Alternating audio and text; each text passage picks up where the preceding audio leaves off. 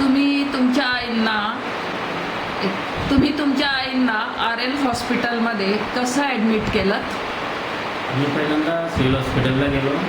हां तिथं आम्ही एक्सरे वगैरे काढला, रिपोर्ट वगैरे ते काही डॉक्टरांनी सांगितलं.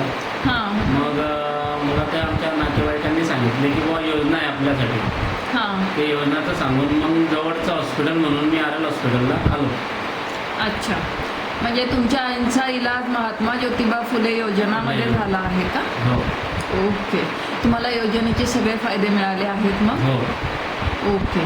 तुम्हाला RL हॉस्पिटलचं वातावरण, इथला स्टाफ, म्हणजे सगळा staff, reception, office staff, doctors, nursing staff, even आमचे साफसफाई करणारे हाऊसकीपिंगचे कामगार, असं सगळं कसं वाटलं एकंदरीत?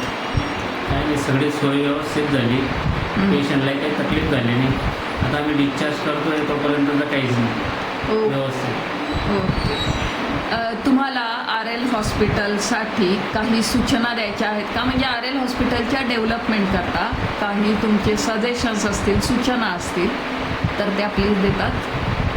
सूचना काय आमच्या मला तर काही देऊ नाही शकत, पण कसं आहे जवळ आहे आमच्यासाठी तेवढं चांगलं आहे आणि बसवटायला बी आहे, पण अजून थोडीशी व्यवस्था झाली तर चांगलं आहे बघा. अच्छा, हां, या पावसाळ्याचा टायमिंग आहे म्हणून. Okay okay.